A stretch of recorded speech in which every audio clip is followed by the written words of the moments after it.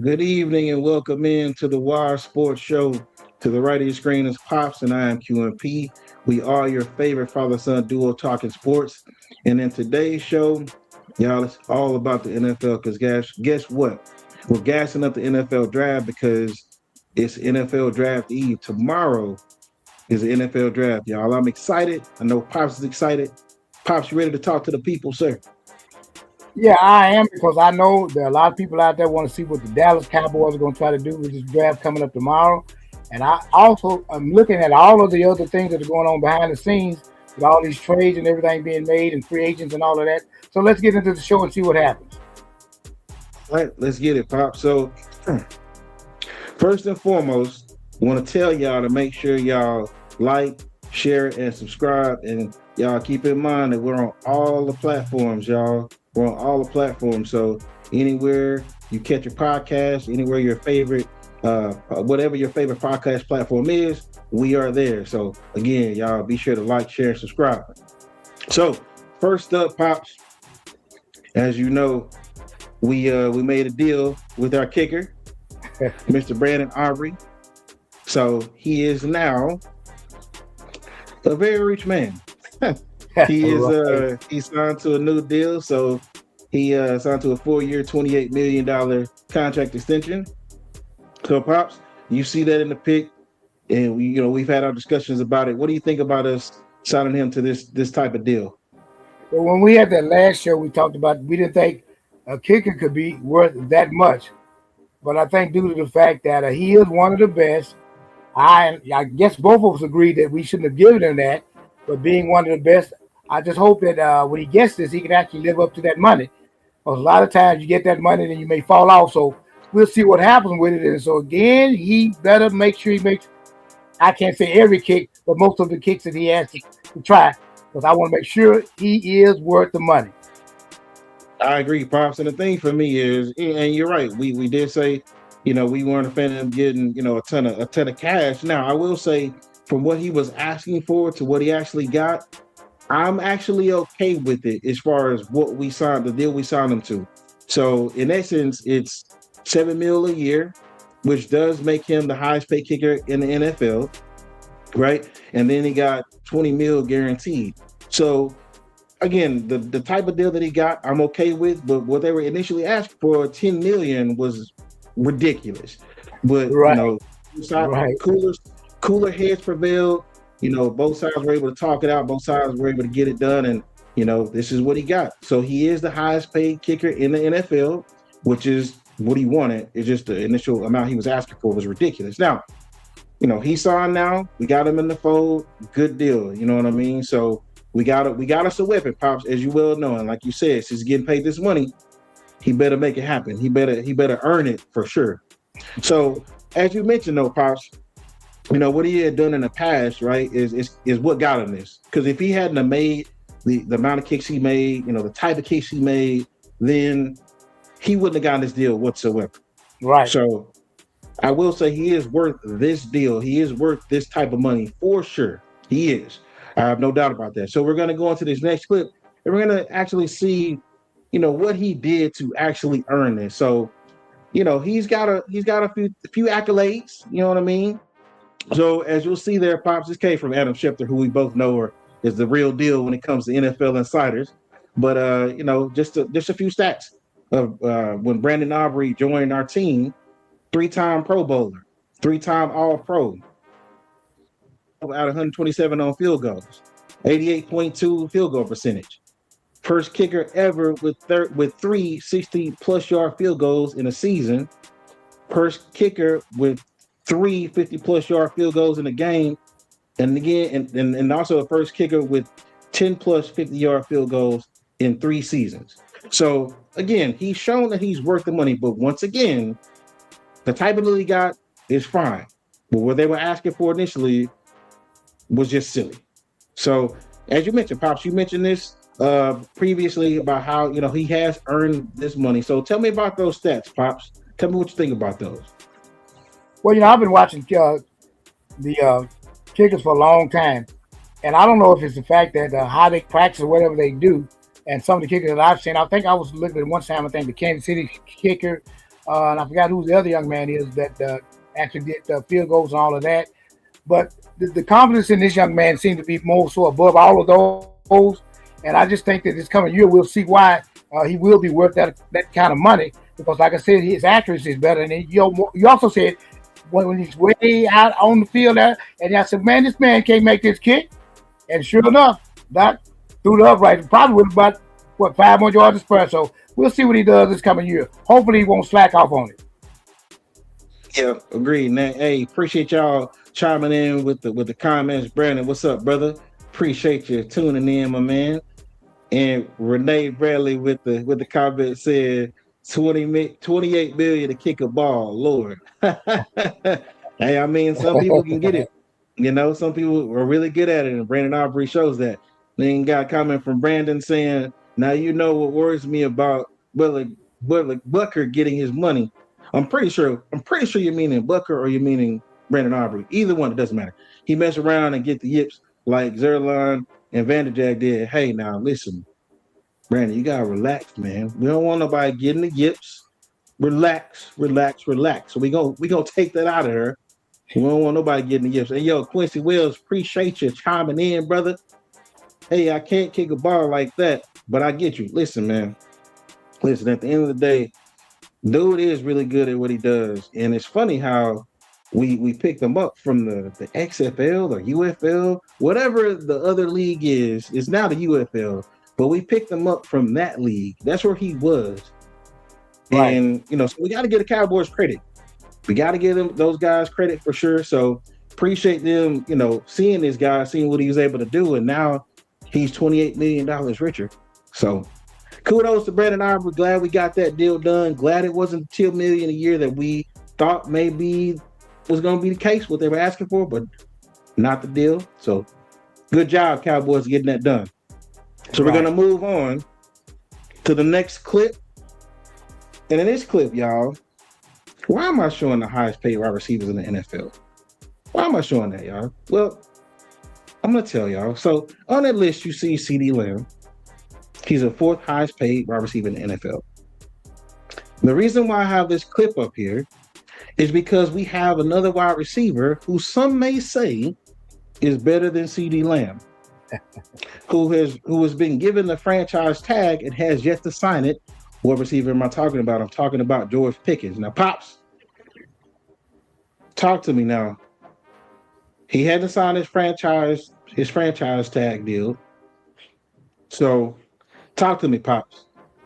What I also heard this evening that Dallas is going to give him that 1-year deal, and I don't have a problem with that. For the simple fact of it is that I think he needs to prove himself to make sure that we know he is one of the better receivers. That he deserves a real big contract to be an NFL. Let's say it like this: I can't figure out how Pittsburgh let him go, and he's supposed to be one of the top receivers or whatever around. And I don't know if it's off-field antics or whatever, why they didn't sign him or whatever. But still, again, I think this deal we got with him now is the best one we can do right now, and we'll see what he does this coming year because I hope that he can prove to us that this franchise tag is worth itself, and also later on to sign him with a multi-year contract. So, Pops, and you mentioned this, and we're going to get into what you said for sure. We're going to get into that. You beat me to it. But we're going to talk about one thing you said in your statement there.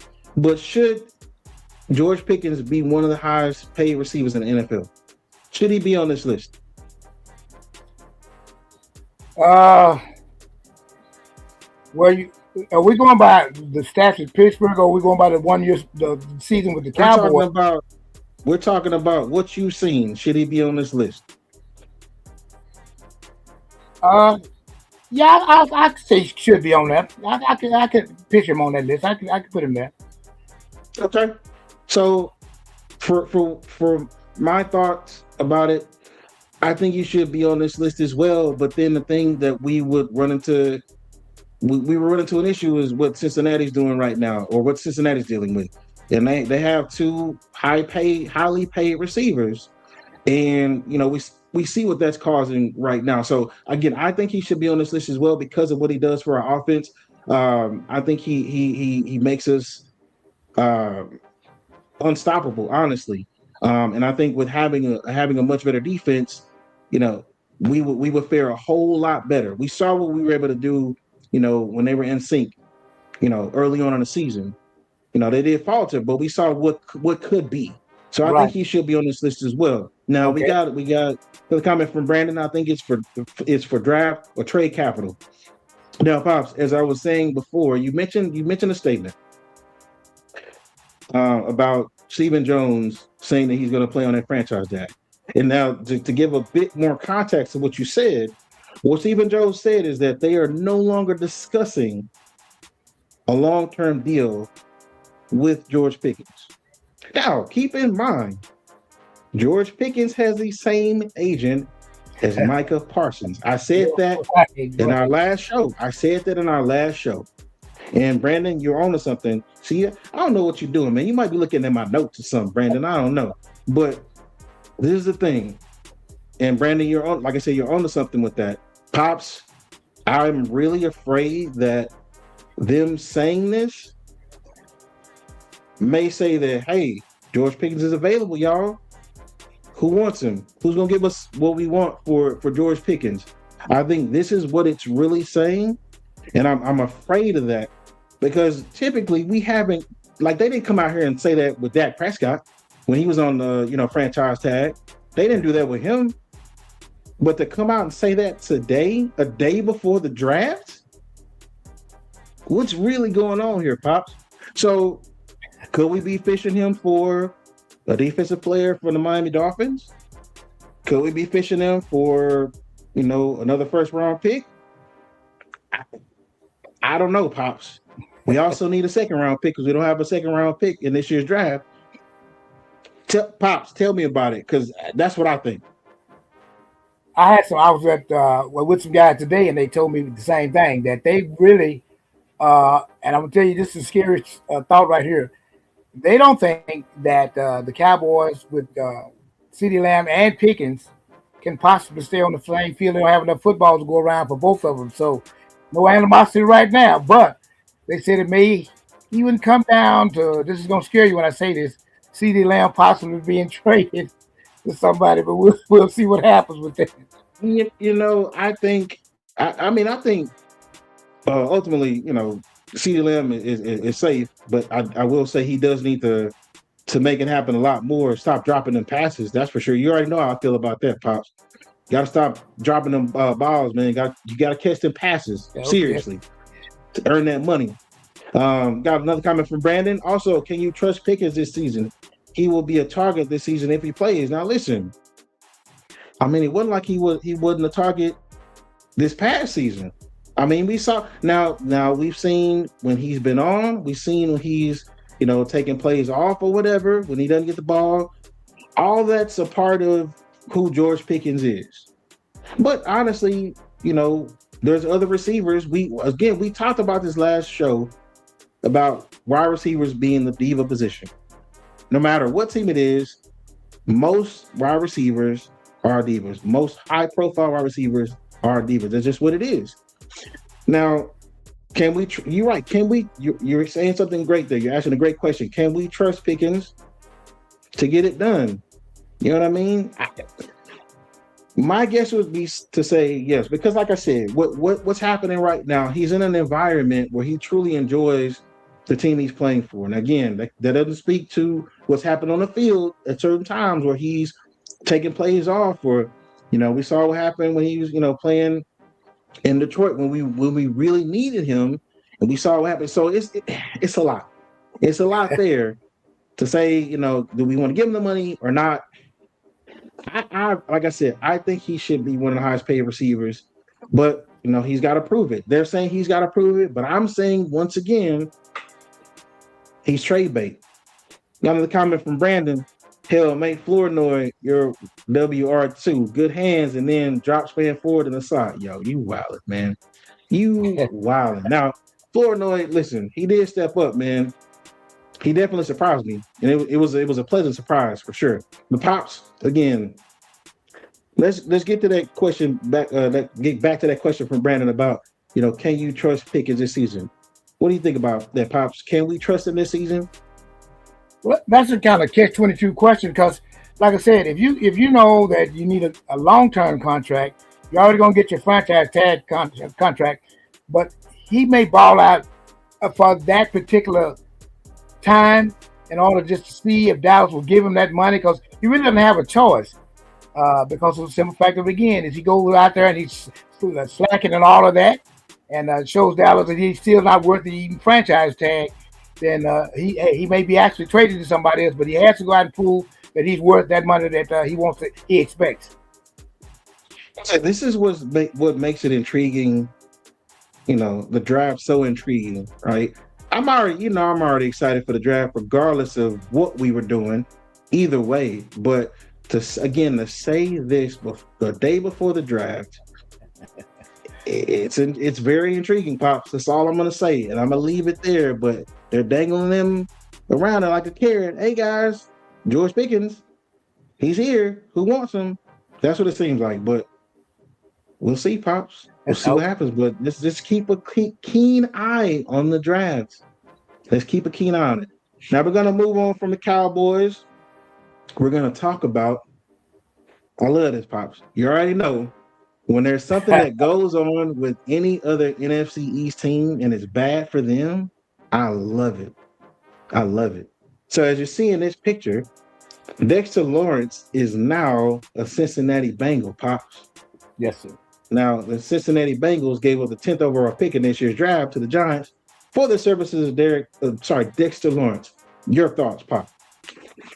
When we talked last week about that, we were talking about him being shall I say, a little upset with the Giants and wanted to move on. And so I'm hoping that as Cincinnati has just done or did, that we can get some more players in the NFC East that can do the same thing because we have one less guy. And I don't think the Giants will be that much better with him gone, but I like the idea that he's gone, and now that helps us to at least have a better shot at getting the Eastern Division crown or whatever. But again, we need some more people to step up in our division that'll go ahead and draft, or what shall I say, trade with somebody else in the NFC East. Well, I'll say this now. I'm gonna move off the Giants because obviously, like I said, I'm pleased with any players being taken away, any great players being taken away from these teams. It's great for me. I love it. Right. I love it. And we're gonna get into another team in the NFC East a little later. We'll say that. But again, I'm always pleased with all these players getting taken away from people in our division. But I want to get into what this means for the Bengals. So, the Bengals typically don't make moves like this, Pops. Okay. So Joe Burrow must be in somebody's ear. He already was in their ear about, paying, T. Higgins and Jamar Chase. Got that. Hey guys, I need somebody on defense. My defense sucks. It's terrible. And they go out and they get Dexter Lawrence, which again, I don't think anyone expected that. Now we both know that the Cincinnati Bengals need defensive players. That's for sure. The defense for the Bengals was terrible. It's been terrible for years. You know what I mean? Now, at least Lou Anarumo, who's now with the Colts, made them decent. So much so where they made a Super Bowl run, and he made the certain adjustments that he needed to make in the playoffs. You know. He wanted to be in the scapegoat. But again, we see the Bengals are trying to make it happen, trying to please Joe Burrow by getting a player of Dexter Lawrence's caliber. So we'll see what pans out with this. I like the move for them, but we'll see. Any other thoughts, Pops? Well, like I said, with Cincinnati, I'm hoping that you talked about them a little bit, but that's good that they did that. They're doing the defense, and I hope it's some time to the fact that if Joe Burrows can stay healthy and whatever he has in the offensive line and all of that, I don't know if they may even do some other trading or whatever before it's said and done. But again, your boy has to stay. He has to stay healthy too to make this thing work. Understood. Okay. And we had a couple comments from Brandon come through. Let's go back to that one he said about. There we go. Brandon says if he doesn't go to training camp, he will be a Raider. Watch. He's referring to George Pickens. Man, I'm just saying. Again, y'all listen. The fact that Stephen Jones said this statement a day before the draft. There's something to that, y'all. It really is. Then got another comment from Brandon saying Burrow needs someone to block for him to keep him from always being out for the season. Yeah, you're right. Now, listen, they've gotten a couple guys here and there. Now it sucks that the draft picks haven't materialized either. Because you're hoping that will help too. But yeah, he keeps. And you're right. That offensive line is terrible. It's terrible. So they got to get it better for sure. They got to get it better. Now we'll see. We'll see what happens. What they do in the draft, and what they will continue to do as far as trying to please Joe Burrow. But you're right, man. They need someone to block for him because he can't keep getting sacked, being one of the most sacked quarterbacks in the league. That ain't gonna work. So again, Dexter Lawrence is now a Cincinnati Bengal. Yet another player taken away from an NFC East team. Yo, Horror Flick Chick, what's up? Appreciate you tuning in. Thank you so much. Now we're going to move on, y'all. We're going to move on to the Houston Texans. Now, this happened about a week or so ago, where C.J. Stroud and Will Anderson had their fifth-year options exercised by the Houston Texans. Now, I mentioned the two of these players. One, because CJ Stroud, when he came back from injury, he didn't play so well. But yet, the Texans have exercised that fifth-year option on him. So obviously, they're saying, hey, we're not giving up on you yet. The organization has made that clear. Obviously, we've seen the type of player Will Anderson is. He's a beast. He is a beast of a player. So kudos for them exercising the option on him. But Pops, give me your thoughts on C.J. Stroud. Do you think he's going to have a better year this year coming up? I think we talked last time before the season started that I thought that he would be one of the top quarterbacks, I said, in that division. But with the way he went out this past season, I'm not really surprised that they didn't go ahead and do that for him, because it's hard to get a quarterback in a sense with that system, or shall I say, well, if you start all over, that's not good either. And so again, I think CJ is the one they have to go with right now to see what happens in these next years. So so we'll see. Okay, and then so I mean, I mentioned before that I thought obviously he's the best quarterback in the division, but it remains to be seen. Hopefully, the ending of last year does not spell how he's going to be playing moving forward. Right. But we'll see. Now, like I said, mentioned Will Anderson getting his fifth-year option exercise as well. And not just that, but let's go to the next clip. So with Mr. Will Anderson, as you see, he signed a 3-year, $150 million extension. So that shows their true commitment to this young man right here. And like I said, he's a beast of a player. Give me your thoughts on that big money right there, Pop.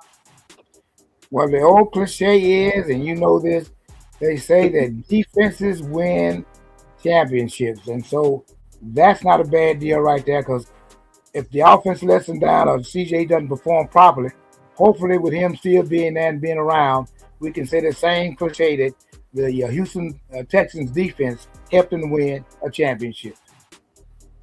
Yeah, I said that money well spent, because he's a heck of a player, and I think he's one of those guys, like, he good character, on the field, off the field. He gives that all to you for sure. And I mean, he's the catalyst. They had a heck of a defense last year, and he's the main reason why. It's like he never stops.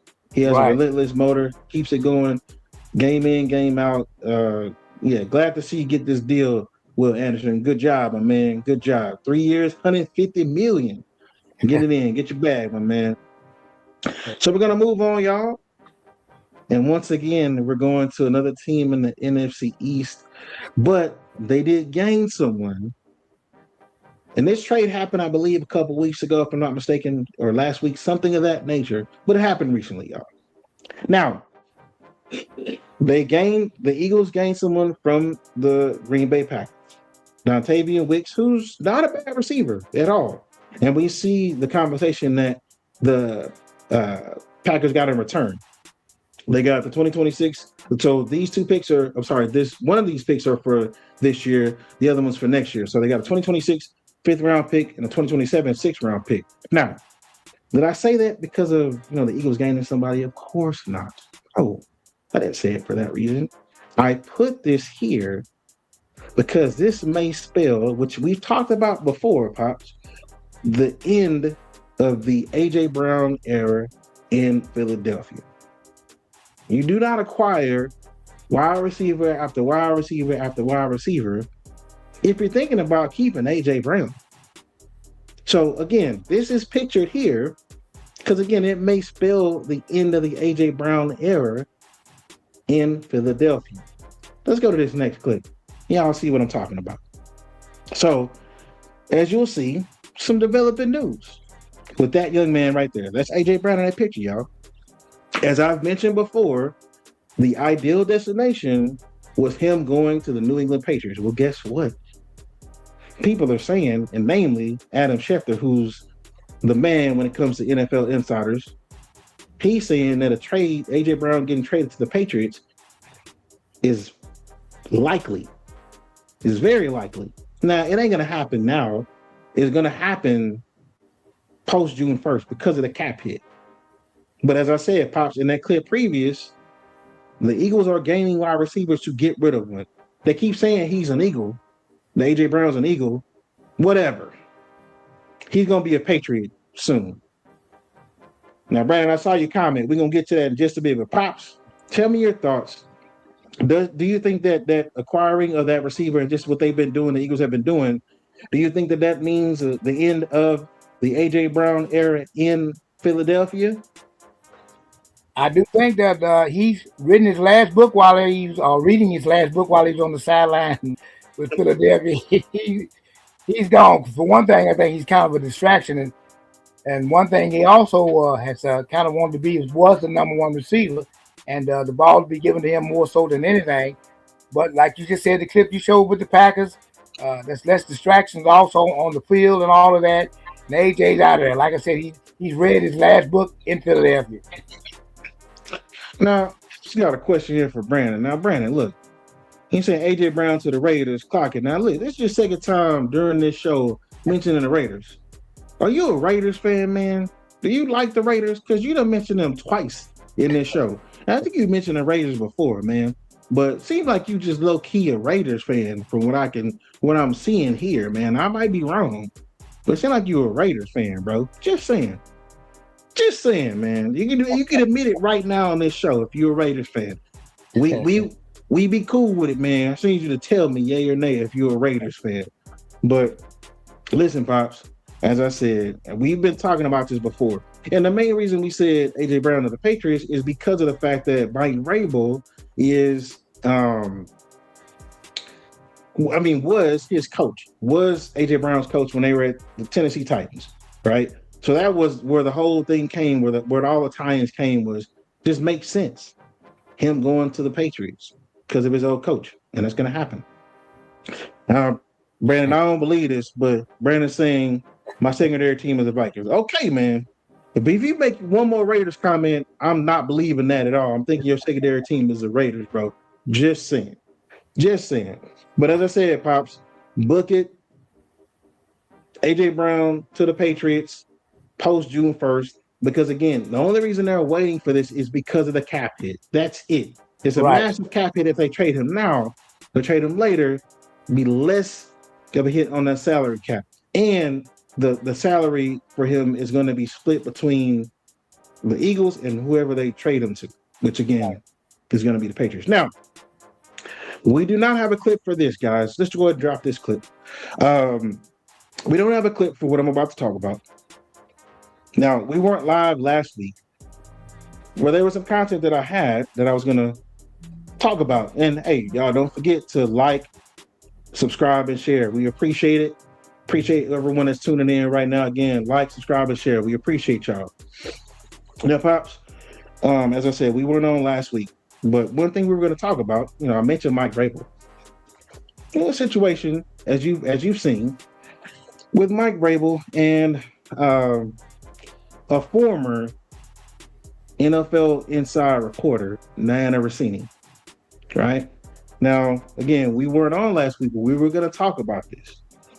Now, there are things that have happened, since obviously last week. So Diana Rossini has now resigned from her position with the Athletic, being an NFL insider. And then Mike Vrabel came out and said to the media, his first availability to the media since all this went down, that he had difficult conversations with the people he cares about. Now, Mike Vrabel initially said, and Diana Rossini initially, they came out and said, hey, nothing's to this. There was a bunch of other people there, blah, blah, blah, blah, blah. So what difficult conversations are you having, Pops? Talk to me. Well, a lot of times I don't actually, you won't always be able to read into what they're actually saying or what they will say in front of the media or whatever like that. And sometimes things don't come out until later on or whatever. So I'm just trying to wait around and see how this thing's gonna actually come out. And you may know a little bit more about it than I do. But like I said, a lot of things are denied, or shall I say, they're not brought out right away. So I just kind of hang on and see what happens with that. You may know more about it than I do. Well, it was a lot of pictures that came out, them hanging out and hugged up and this and the other. They're both married individuals, right? Now, the thing is, Pops, this is an NFL head coach, an NFL insider, inside reporter. It's a huge conflict of interest, Pops. Got another comment from Brandon. Mike Vrabel, know he got him some side booty, just like Ime Udoka did, yo. You wildin', man. You always begin us with them comments, man. I appreciate you, brother. But, I mean, Pops, again, it's a huge conflict of interest. It really is. Because then it made people question, like, well, how are you getting all this information from this or this or this? Well, then this happens. It's like, oh, okay. Again, both came out and said nothing's going on. There's our people there. But again, I bring this conversation up, Pops, is because, again, Mike Vrabel, his first media availability since all this stuff happened, says I had to have difficult conversations with the people I care about. And I'm thinking, how? If you didn't do anything, what difficult conversations are you having? I mean, your choice of wording there is baffling. It really is. So we're gonna move off of that, but I'm just saying that happened. And as you said, we'll see what else comes out after that. But again, the young lady resigned from her position there with the Athletic. You got him saying difficult conversations, whatever. We're gonna see. All right, so next clip, y'all. Like I said, NFL Draft Eve. The draft is tomorrow. Pops, again, you know how excited I am. I'm always excited for the draft. Can't wait. Now, especially this year, because it's rare where the Cowboys have had 2 first-round picks, right? So I'm excited. Again, I'm always excited. You know that. But, the NFL draft is upon us, taking place tomorrow. Matter of fact, probably at the time we typically go live, I'd say maybe 30 minutes or so. So probably around this time tomorrow, the Raiders are on the clock to pick who we all think they're going to pick is Fernando Mendoza, right? Out of Indiana. Now, Pops, the draft starts with the New York Jets. It really starts with the New York Jets. Because, again, everybody's saying Fernando Mendoza is going to the Raiders. Now, they could surprise us. I highly doubt it, though. I think Fernando Mendoza is going to the Raiders. They say it starts with the Jets. Whoever the Jets pick could spell maybe Cowboys potentially moving up, blah, blah, blah. We'll see. But, Pops, give me your thoughts about just the draft in general. What do you think, what do you think the Jets are going to do? And then we're going to get into a bit of the Cowboys, in regards to their draft and where they are right now. Do you think they should stand pat, move up, move back? What do you think, Pop? Like I said, I always do talking with some of the young men at my job, and they are saying that they believe that Dallas, should possibly try to move up in the draft. I don't know exactly what they're planning to do, who they're planning to trade or whatever. But to make sure we get the people that we need to get, I think there are a lot of people that are looking at Dallas and trying to prevent them from getting certain players or whatever. And as you said, going back to the Raiders and the Jets, uh, I'm really kind of at odds with what the Jets want to do, whatever, right now.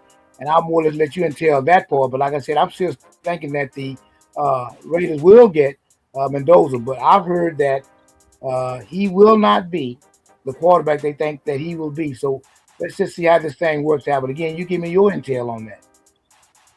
Well, my thing is, Pops, is, I think the Jets are going to pick, I think they're going to pick David Bailey out of uh, Texas Tech. I really do. Okay. I really think they're going to pick him. Now, again, I might be completely wrong on that, but I think that's where they're going with their pick. And then we got a comment from Brandon. Dallas might go to the fourth spot if they trade up with Arizona. Well, I believe, if I'm not mistaken, Arizona has the third pick in the draft, if I'm not mistaken. Now, let me go back and double check so I'll make sure I ain't tripping. But yeah, they have the third pick in the draft, y'all. So that's what I'm hearing as well, Brandon, is that that there could be a possibility, and as we talked about in the show, the last show we had on live, is that there were serious talks about the Cowboys potentially moving up to the number 3 pick, to get David Bailey if he's there. If Orville Reese goes to the Jets and David Bailey's still there. Dallas is pretty high on David Bailey, but we'll see. Now, really and truly, I want us to have a second round pick. I don't know why I think that pick is so important, but I think I want us to have a second round pick. And what that would mean is, Pops, that we would then trade down from either the number 12 pick or the number 20th pick. Okay.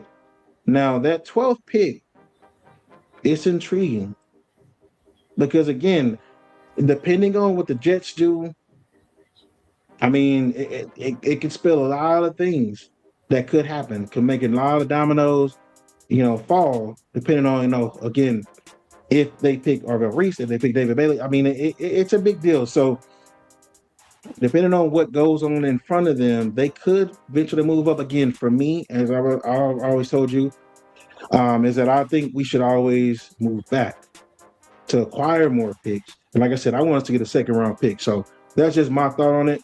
If we do stand pat at 12, I honestly don't know if one of the players we truly want will be there, or we may risk taking one of those players that Dallas said that they didn't want to take a risk on. They said they weren't getting players that needed a red shirt. Right. Those injured players. So, Pops, your thoughts on what I just said? I think, like I said, if we stay where we are, I don't know if one of the players we want will be there. Well, and that's the thing about that. With our rival teams in the East or wherever mainly the East or whatever, don't ever forget that the other teams are looking at what we're going to try to do, and they may try to jump ahead or do what they need to do as far as the picks themselves go. But I wanted to ask you one question. The young man from Miami, I know you don't have no. I guess you know who I'm talking about. Him. Is his name? What's his name? Is it Ruben Bain? It's Akeem. Akeem Mesidor. Yeah. That guy right there. I don't know if they'll try to do anything with him or whatever. But as we both know, we need defensive players or whatever. But I'm just still kind of mesmerized by the fact that no one said anything as far as the NFC East. And it's always been where the other teams will try to either jump ahead of Dallas or whatever. And I like what you said about dropping down in the draft to see what happened with that. Well, Pops, it's as funny as this may sound, and there are tools out there where you can, do your own mock drafts and things of that nature. And I did several of them last night, right? And it's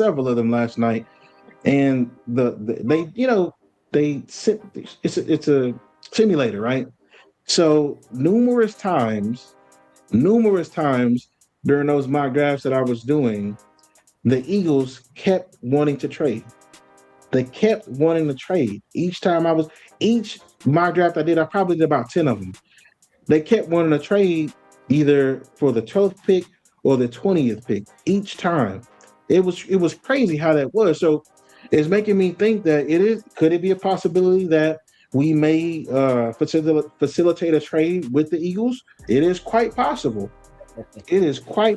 Now, again, it really depends on where these players fall, though, Pops. It's a big deal because again, those, as I mentioned in previous shows, those blue chip prospects that we're looking to possibly acquire may not be there at 12. They may not be. And the fact that it's not such a great quarterback class Right. means that not everybody's kind of trying to trade up to get a quarterback. If anything, they may trade back, or somebody may trade up from the first few picks of the second round to get back into that last part of the first round. To pick a Ty Simpson out of Alabama to be able to give them that extra, that fifth year option potentially. But who knows? Again, the quarterback class is what's kind of driving this as well, because it's not a good quarterback class. Right. No disrespect to any of the quarterbacks out there in this year's draft, but they just didn't pan out as we originally thought that they would. Right. A guy like Garrett Nussmeier was pegged to be a bona fide first round pick. Drew Aller out of Penn State. Again, Garrett Nussmeier at LSU, Drew Aller out of Penn State. These two quarterbacks were touted to be, first round picks. Right. But it didn't pan out this year. Fernando Mendoza was not thought of as a first round pick at all. Guarantee you, he was not thought about as a first round pick when the year first started. You had people talking about Arch Manning. He would come out, where he would be. And then again, Garrett Nussmeier out of LSU and Drew Aller. Those are the players that we were seeing, or the quarterbacks that we were thinking were going to be great quarterbacks. Not the case. So that's a part of this as well. Now, 2027, they're saying it's going to be an awesome quarterback class. So, that's not this year though, Pop. So it don't help us. You know what I mean? So give me your thoughts of just about. So again, Pops, tell me, should we stand pat where we are, or do you think we could get a good player at 12, or at 12 and at 20, or what do you think we need to do to really get the player we want? I'm really going to go with you with that. I think we should stand pat on that, because you just said something about this year's draft as far as overall draft choice. I think more so the defensive players are going to be the better part of this draft that's coming up tomorrow. And offensive players, they're okay, but there are not that many out there that actually can light your eyes up and hey, yeah, we need to draft up or down or whatever. But again, I still think we can stay pat. But as we know, Dallas does come up with some crazy stuff on draft day. So I'm just, like I said, going to sit back and watch and see what they do. But I know one thing: we better make sure we get some good defensive players, whatever we decide to do. I mean, Pops, the main thing is that obviously, our defense was terrible. And so we know for sure that we need defensive players. Now, I got a question for you though, Pops. Let's say a player like Jeremiah Love, who's thought of to be the best player in the draft. He's a running back out of Notre Dame. Let's say number 12 pick comes up and he's still on the board. Are you taking him?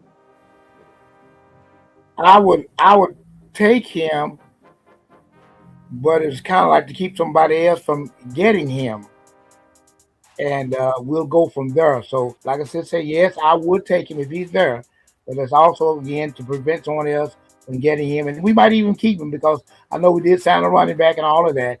But again, the main thing is if he's there, let's get him. So that way, whoever else, and it could be anybody else in the NFC, but I want to make sure he's on our team and we can develop him into the running back that we want to have him as. But again, you have to look at our division and see which way we go with that. You said something though. Getting him so no one else will get him. There have been teams that have done that before as well, for sure, or traded up in front of us to do something crazy to prevent us from getting the player that we want. So you're right that those things have happened though in the past. Now, one of the mock drafts I did, this was a scenario where he was at pick 12, and the amount of trade offers that I received because of that was astronomical. The fact that he was gonna be at that pick be available for us to pick him. It was crazy the amount of trades that I literally rejected because of it. Because really the trade offers that were coming in they weren't all that great. But again, it wasn't the fact of what they were offering, but the number of trades, because he fell to that spot was ridiculous. Now, I gotta say, I would take him as well, Pops.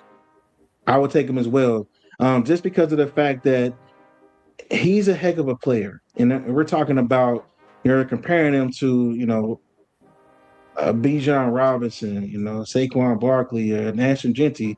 They were comparing the two, saying he's Right. way ahead of Ashton Genty, because Ashton Genty was a first round pick last year that went to the Raiders. But to see the type of player he is, to watch his tape and to see how great he was on the field, game in, game out, seeing him with the star on his helmet wouldn't be so bad, Pops. It wouldn't be so bad. Now, I'm hoping that this does not occur. I'm really hoping that doesn't happen. I'm hoping that one of these other defensive players that we've been kind of talking about, like you said. Now, Akeem Mesidor would probably not be the pick that we would make at 12. If anything, we would get that pick at 20, maybe. Okay. Because I think the main thing we're trying to do is go cornerback first, right? Cornerback first, and then go the end, or maybe safety or whatever. Now, I'm gonna tell you one player I like, Pops, that me and you haven't really talked about, is Caleb Downs out of Ohio State. Now, he's pegged as the best defensive player in the draft. Some people say he's the best player in the draft. And because of how intelligent he is, his football IQ, and the fact that Ohio State had Matt Patricia, who's NFL coach, NFL defense coordinator, NFL head coach, all those things, defense coordinator for so long with the Patriots. He ran Matt Patricia's defense at Ohio State, and not to mention Nick Saban, who was then the coach of Alabama, had some wonderful things to say about Caleb Downs as well. So that's what I'm really hoping falls to us at 12. But we'll see. Now, some people are saying that it's, too high to pick a safety. Man, whatever. This guy's a great player. And he's one of the guys that I think that can make your defense better because of the fact of how smart he is. Your thoughts on that, Pops? Well, the last thing you just said is how smart the play is. So if you have to make defensive calls or whatever, have to know the defense, that IQ has to play a part into that, because you could be out of position or whatever if you don't know actually what you're doing on the defense. And if he's that kind of guy, then you could also say that there are certain situations that, hey, his smartness actually does help stop plays or whatever. And so I'm agreeing with you on the smartness of his IQ and all of that out on the football field. So we'll see what happens with that. And then, Pops, the thing is that you either have, the player with the green dot, which is typically the linebacker, middle linebacker, or your safety is back there calling the defense. You know what I mean? So either one of those would be an ideal play for us. But I'd say, like I said, linebacker, I don't know if the player we want, which is Sonny Styles, will be there at our pick. But if Caleb Downs is there, oh my gosh, Sonny Styles or Caleb Downs, either one of those guys will be awesome picks. Awesome picks. Both of those players are coming out of Ohio State. So it's crazy the amount of defensive players that have come out of there, these past few years. But like I said, Caleb Downs is one of my favorite players, come out of this year's draft. And, we'll see what happens. But I hope he falls to us at pick 12. That would be awesome. But they're saying he's going to be picked higher than that. Hopefully not. But like I said, we'll see. Now, we got one more thing that we're going to talk about that's NFL draft related, and it's not the initial defensive end you were talking about, Akeem Mesidor, Pops, but Rueben Bain, y'all. Rueben Bain. This story came out regarding this player. You'll see in this next clip with like I said, former defensive end from Miami. Let's go to the next one. Let's go to the next clip. Like I said, defensive player out of Miami. He was in the headlines just because of this fact of being reportedly involved in a deadly 2024 vehicular crash. Now, this story came out, like I said, a couple of weeks ago.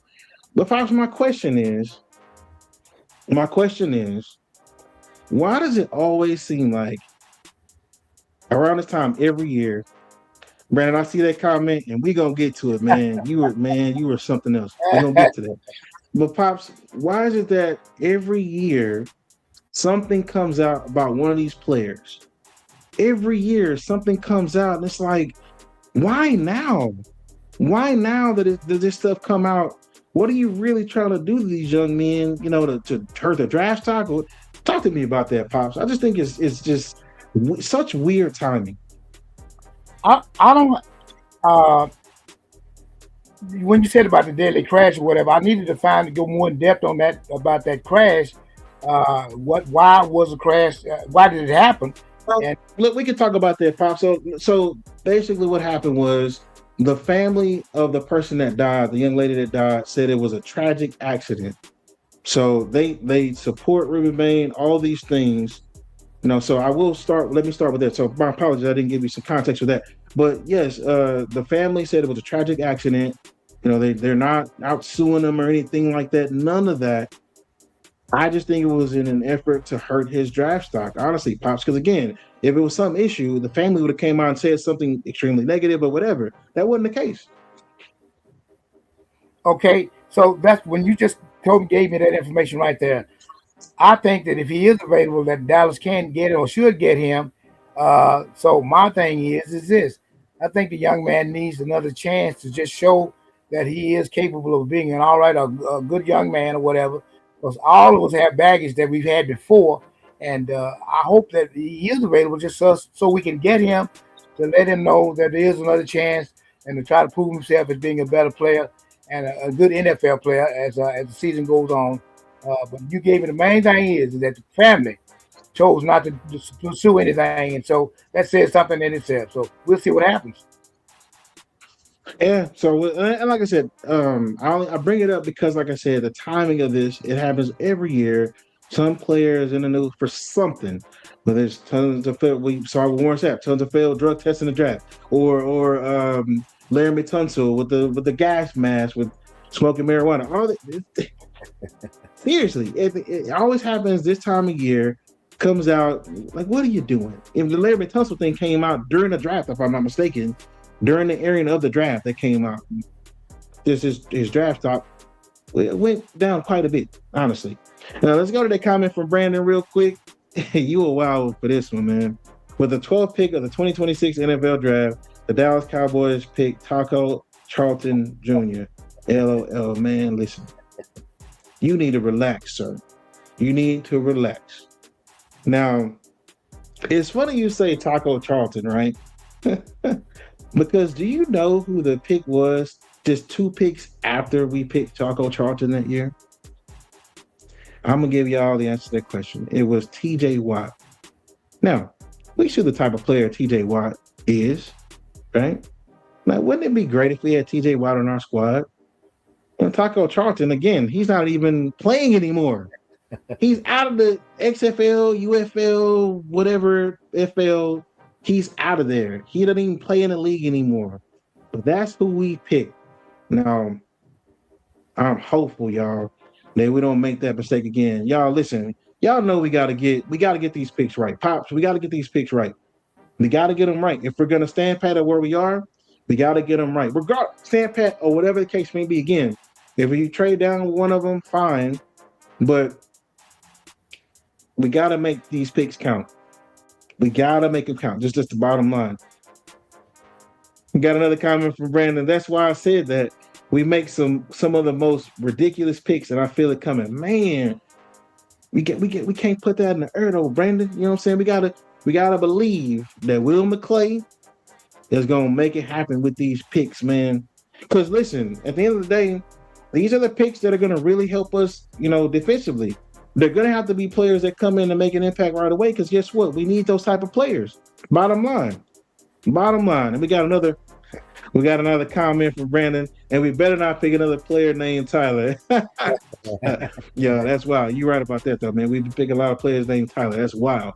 I didn't even think about that. Good call on that. Now, Pops, again, tomorrow's the draft. Let's go ahead and drop this clip, please. Tomorrow's a draft, and we see what we got there. Now we've already talked about the amount of picks that Dallas has, right? Right. This here, guys, this here is the amount of picks that the Cowboys have currently for the draft that airs tomorrow. Okay, as you see there, we got a good amount of picks. You know what I mean? Again, it's been a while. It has been a while since we've had 2 first-round picks. Pops, looking at these draft picks, and you've been around a while. You've seen what they've been able to do in drafts past. Do you think, Brandon, relax, man. Tyler Charlton, man, get out of here with that, man. You are something else. Now, Pops, you see these picks here. Yes, sir, I do. In your estimation, do you think that our defense is going to be better when all is said and done with the picks that we make from this year's draft?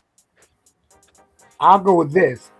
You did say that they had to do it right this year, if anything, nothing else, brother.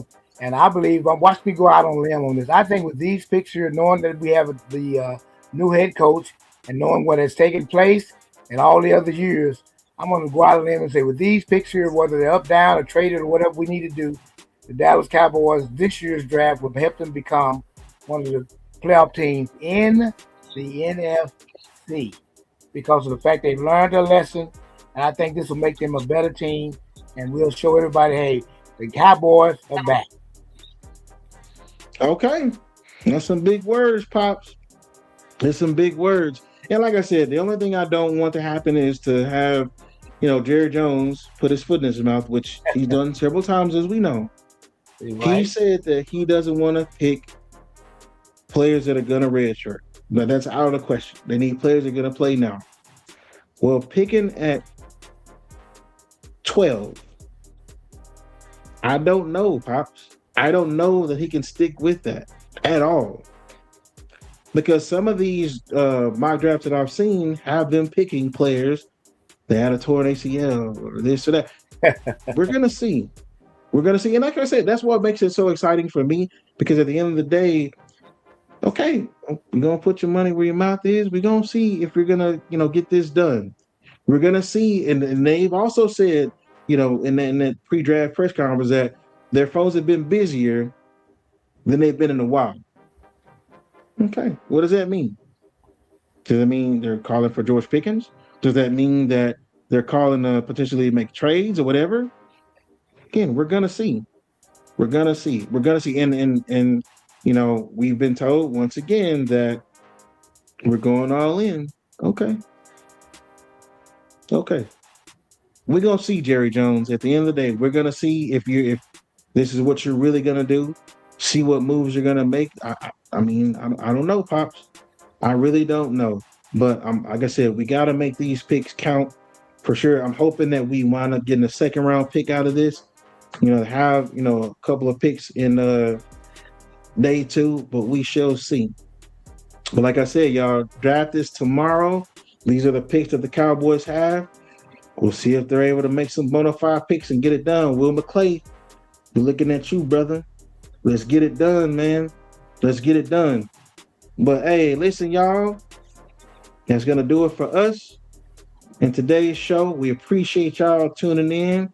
Again, don't forget to like, subscribe, and share. Y'all, listen, I appreciate all the comments. Appreciate all the love. Appreciate all the support, y'all. And once again, we're on all the podcast platforms. Whatever your favorite podcast platform is, we are there. So again, be sure to like, subscribe, and share. And listen, y'all, until next time, till next Wednesday, peace out.